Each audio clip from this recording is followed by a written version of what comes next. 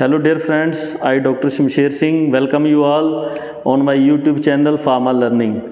So today I am going to discuss about an important topic which is required for all the researchers.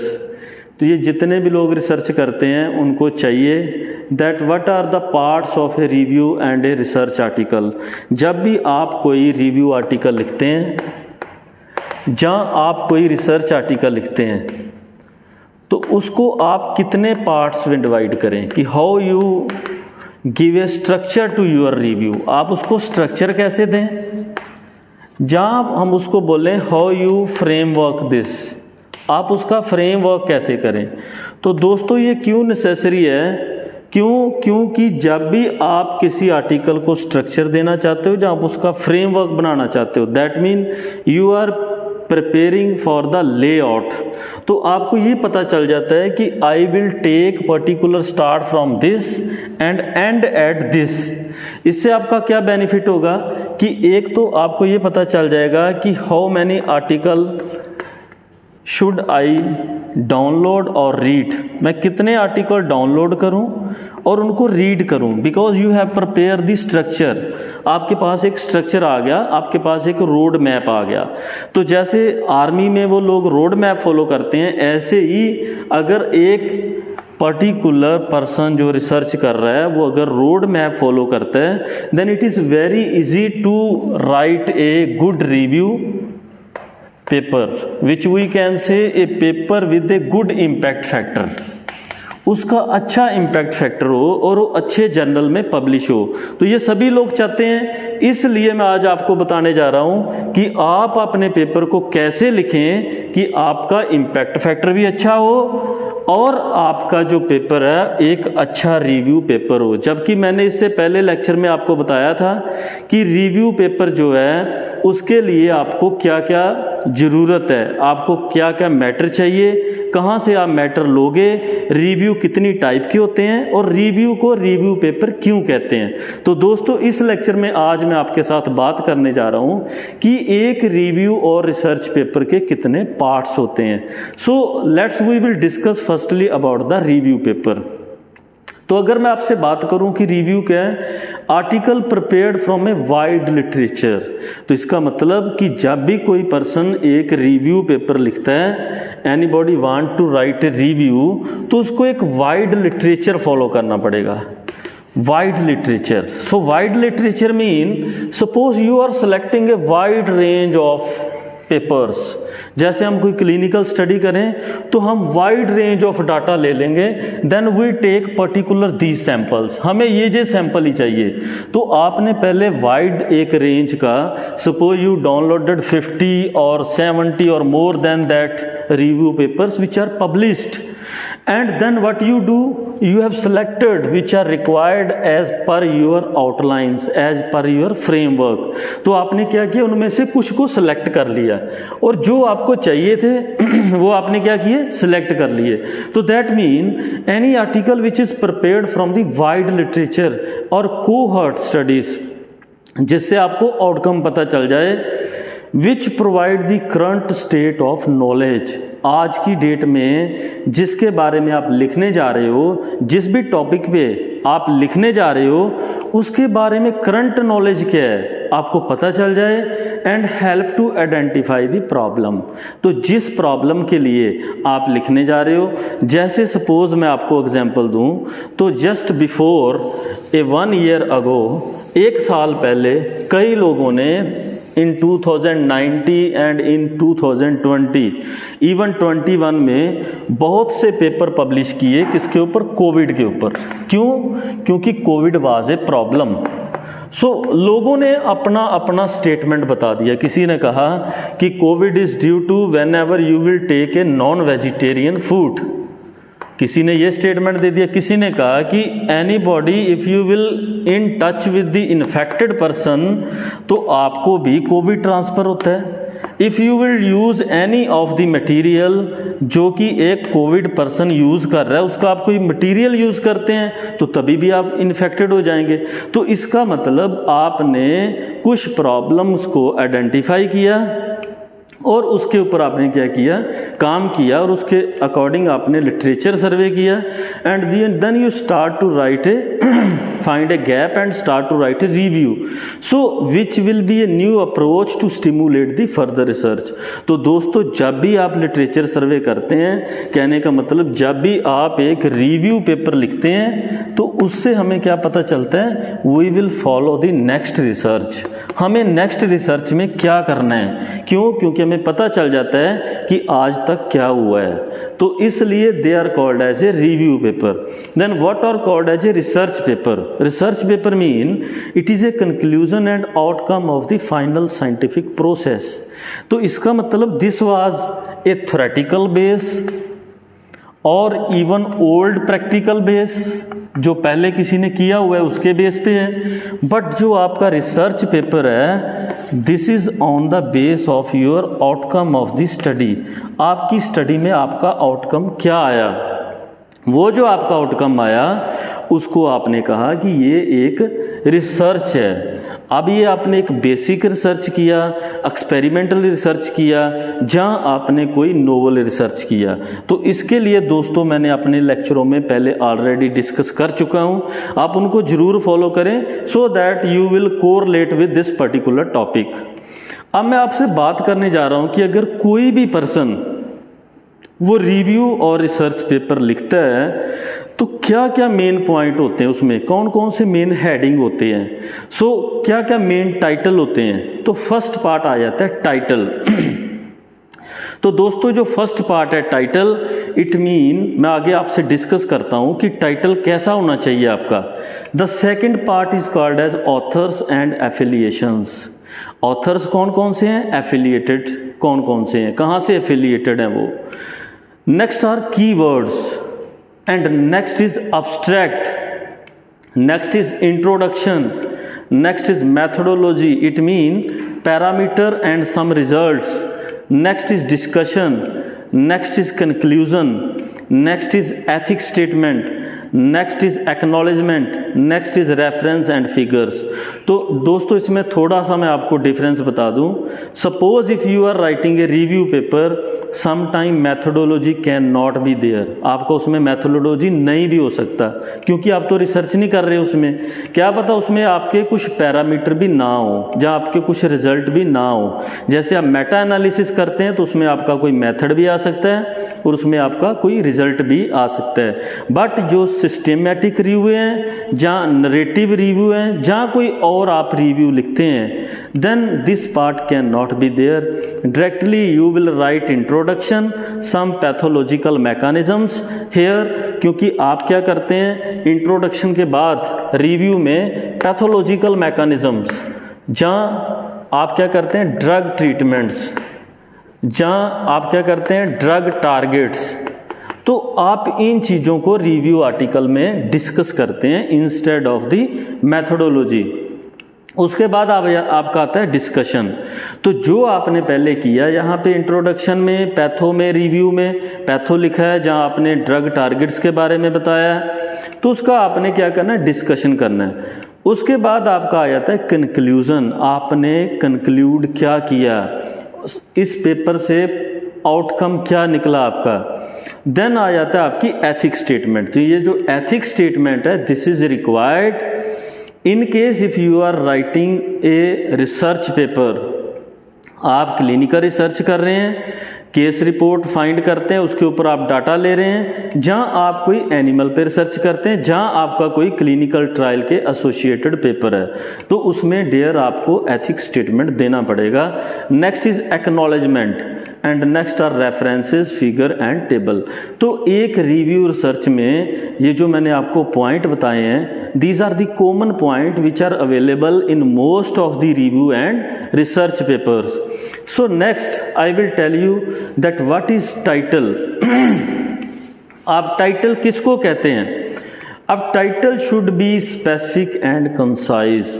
तो दोस्तों मैं इसमें एक चीज़ आपको बता दूं कि जब भी आप टाइटल लिखें तो टाइटल ऐसा नहीं कि आप कोई भी टाइटल ले लें। सो टाइटल में क्या होना चाहिए, 2-3 चीज़ें बहुत इंपॉर्टेंट है जो आप बहुत ध्यान से सुने ताकि आपको एक एक पॉइंट पे मैं आपको ये बताने जा रहा हूँ कि क्या होता है रिव्यू में और रिसर्च में।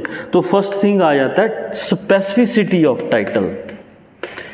सपोज अगर आप रिव्यू पेपर लिखते हैं तो आपके रिव्यू में जो मेजर हाईलाइट हैं, जहाँ आपके जो मेजर कीवर्ड्स हैं, so these keywords must be present in your title, otherwise your title is incomplete. अगर आप अपने टाइटल में हाइलाइट्स जहाँ कीवर्ड्स ऐड नहीं करते, then anybody can not analyse, उसको नहीं पता चलेगा कि आप इस रिव्यू में क्या करना चाहते हो। So that these particular highlight and keyword they must क्या प्रेजेंट करें कि आप किस प्रॉब्लम पे पेपर लिख रहे हो, what was the problem. Problem क्या थी कि आपने पेपर लिखा, अदरवाइज तो पेपर तो number of paper can be available, हजारों पेपर अवेलेबल हो सकते हैं, तो आप पेपर क्यों लिखने जा रहे हो, ये थोड़ा सा वहाँ पे स्पेसिफिसिटी होना चाहिए और कंसाइज होना चाहिए। That should not be too long. क्यों? क्योंकि there are some journals who always mention that we will take a title of maximum 150 words और मैक्सिमम 200 वर्ड्स। तो इसमें आपका एक एक वर्ड काउंट होता है, 1 2 3 4 लाइक दैट। तो कई बार कुछ जर्नल वर्ड काउंट को भी देखते हैं, इसलिए अपना टाइटल जो है उसको वाइड ना लिखें कभी भी। So it should be concise, specific and must be interested and readable. जो दो चीज़ें और आ जाती हैं, इंटरेस्टेड तो जब भी कोई आपका टाइटल पढ़े उसको ऐसा लगे कि मैं अब टाइटल से कुछ आगे भी पढूं, उसमें इंटरेस्ट होना चाहिए। और दूसरा क्या हो, रीडेबल हो। ऐसा ना हो कि आप ऐसे वर्ड यूज़ कर रहे हो विच आर सुपरफ्लुअस, आप साइंटिफिक वर्ड यूज़ ही नहीं कर रहे। तो आप साइंटिफिक वर्ड को यूज़ करें so that the scientific society can understand कि आपका टाइटल जो है रीडेबल है और उसमें जो मेजर हाईलाइट है, कीवर्ड्स हैं, they are present. The next thing is called indicate the scope of study. Suppose ये तो मैंने आपको बता दिया कि how you will write the particular title of your review paper. अब आपका जो रिसर्च पेपर है, जहाँ आपका जो थीसिस टाइटल है, क्योंकि मैं नेक्स्ट आपके साथ बात करूँगा नेक्स्ट पीपीटी में कि आपको थीसिस कैसे लिखनी चाहिए। तो सपोज जो आप रिसर्च पेपर का टाइटल लिखते हैं तो रिसर्च पेपर का टाइटल भी स्पेसिफिक होना चाहिए। सो इट मीन अगर आप रिसर्च पेपर का टाइटल लिखते हैं for the pre clinical study, तो प्री क्लिनिकल स्टडी में आपके टाइटल में 2-3 चीज़ें आनी चाहिए। First is disease and second is drug and third is model.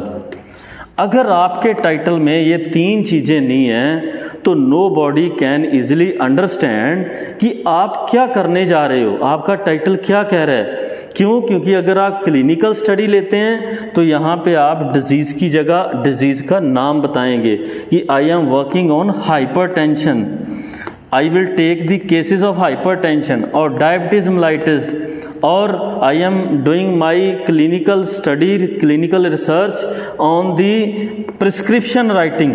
तो इसमें आप ये चीज़ें क्लिनिकल स्टडी में ज़रूर बताएं अपने टाइटल में, otherwise your title will not be useful, it will not be scientific and it will not be interested. तो मेन चीज़ जो रहती है इंटरेस्ट क्या है। सो साइंटिफिक कम्युनिटी आपका टाइटल इंटरेस्ट से पढ़े, इसलिए आपको क्या करना पड़ेगा, क्लिनिकल स्टडीज़ में diabetes, hypertension, prescription, ADR reporting like that, ये आपको देना होगा।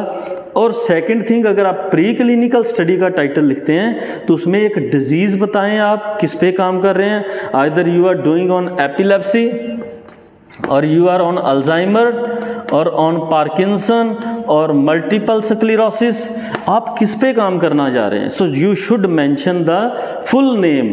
और दूसरा क्या आ जाता है, जो कई लोग कई बार टाइटल में गलती करते हैं, so never use the short forms, like you are writing a title here and for the disease you are writing DM. So don't use these words in the title. टाइटल में कभी भी ये वर्ड यूज़ ना करें। You should write the full form of this. If it is diabetes mellitus, then you should write diabetes mellitus. The second important thing which is very very important, that the title must be either in the capital letter, जहाँ तो सारा ही उसको आप capital कर दें, एक method follow करें, जहाँ second method first letter of each word, उसका फर्स्ट लेटर का उसको कैपिटल कर दें। अगर ये नहीं फॉलो करना चाहते, then only capitalize some word, either the first starting line word, comma disease word, comma drug word and your model word. तो ये 3 रूल फॉलो किए जाते हैं फॉर राइटिंग द टाइटल। इन चीज़ों को फिर आप जरूर ध्यान से देखें कि आपके टाइटल में ये 3 चीज़ें होनी चाहिए। Either your title should be in full capital form, सारा ही कैपिटल लेटर में हो, जहाँ जो आपका टाइटल है उसमें first letter of each word वो कैपिटल होना चाहिए। अगर आप वो फॉलो नहीं करते, then you can either remain the first letter of your title must be capital. पहले वाला जो वर्ड है आपका फर्स्ट, जिससे स्टार्ट कर रहे हैं आप टाइटल लिखना, सिर्फ उसको कैपिटलाइज रखें, रिमेनिंग सारा जो है नॉन कैपिटलाइज। जहाँ फिर अगर आप करना चाहते हो तो आप कोई पर्टिकुलर ड्रग, डिजीज और कुछ ऐसे वर्ड्स का फर्स्ट लेटर कैपिटलाइज कर सकते हैं। अदरवाइज अगर आप ऐसा नहीं करते, then your title will not be scientific and not be having a good impact. तो सोसाइटी के ऊपर कोई उसका इम्पैक्ट नहीं होगा। So then be careful about these things, इनको जरूर ध्यान में रखें। Then word give positive impression for the reader.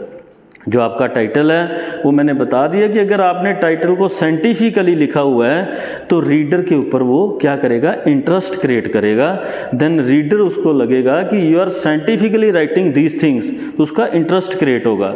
Then I am going to abstract.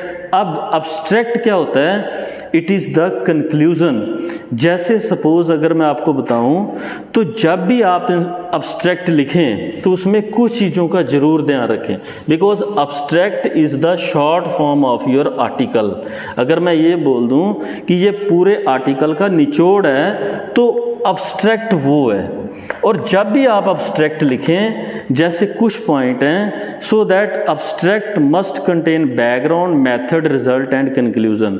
तो दोस्तों अब्स्ट्रैक्ट कई बार पैराग्राफ फॉर्म में लिखते हैं, that some journal need a no heading in the abstract. वो सिंपली आपका यहाँ से स्टार्ट होगा, नंबर ऑफ लाइंस आप लिख दोगे और एक जगह पे आपका वो एंड हो जाएगा। But in some cases some journal required heading, background. In review and research दोनों में चाहिए कि आपने जो अपना रिव्यू रिसर्च का एब्स्ट्रैक्ट है वो क्यों लिखा, आपका बैकग्राउंड क्या था, what was your problem from that you have initiated your work.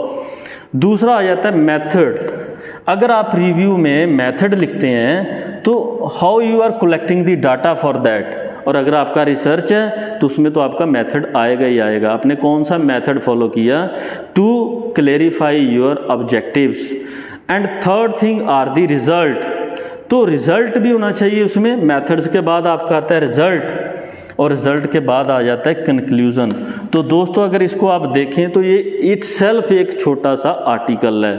So it mean जब भी आप अब्स्ट्रैक्ट लिखें तो ये 4 चीज़ों का ध्यान रखें। दूसरी इंपॉर्टेंट बात, अब्स्ट्रैक्ट हमेशा लास्ट पे लिखना चाहिए, सो दैट जब आपने एक पूरा आर्टिकल लिख दिया है, ऐसा आपने पूरा आर्टिकल लिख दिया है, then as such to minimize it, उसको मिनिमाइज करें।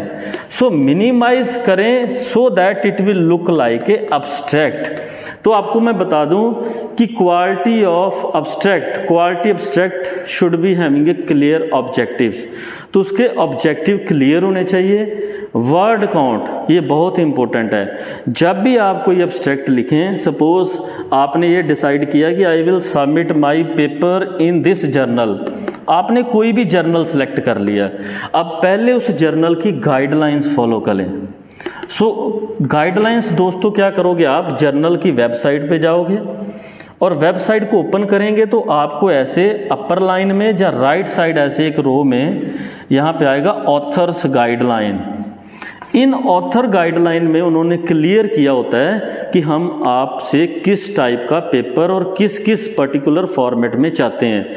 तो इन ऑथर गाइडलाइन से आप इसको प्रॉपरली देखें कि आपका टाइटल कैसा होना चाहिए, अब्स्ट्रैक्ट कैसा होना चाहिए, और जो इम्पोर्टेंट बात है टोटल वर्ड ऑफ अब्स्ट्रैक्ट कितनी वर्डिंग का चाहिए, उसमें टोटल वर्ड्स कितने होने चाहिए। तो इसलिए इस चीज़ का ध्यान रखें कि आपका वर्ड जो है that should either be 150 to 200। कुछ जर्नल में इतना चाहते हैं, and in some journal they needed 250 words, not more than that. इससे ज़्यादा तो बहुत कम होते हैं। दूसरा, आप अब्स्ट्रैक्ट किसके लिए लिखते हैं? जहाँ तो पेपर सबमिशन के लिए लिखते हैं, जहाँ एक रिसर्च ग्रांट लेने के लिए लिखते हैं। अगर आपने कुछ ग्रांट लेना है डीबीटी से, डीएसटी से, आईसीएमआर से, या इंटरनेशनल एजेंसी से लेना है, और कॉन्फ्रेंस अटेंड करना है, नेशनल है या इंटरनेशनल है, जहाँ आपने पीजी पीएचडी का थीसिस लिखना है, उसमें भी अब्स्ट्रैक्ट चाहिए। जहाँ आपने कोई बुक चैप्टर, बुक प्रपोजल और पेटेंट लिखा है। तो दोस्तों, ये जो आप जितनी चीज़ें करते हो इसमें आपको अब्स्ट्रैक्ट चाहिए, और अब्स्ट्रैक्ट का इस टाइप का फॉर्मेट चाहिए। होप ये आपको वीडियो बड़ा अच्छा लगा होगा, और इसके सेकंड पार्ट में मैं आपसे डिस्कस करूंगा कि और पेपर के कौन कौन से पार्ट्स होते हैं। उस वीडियो को आप जरूर देखें और चैनल को सब्सक्राइब करें।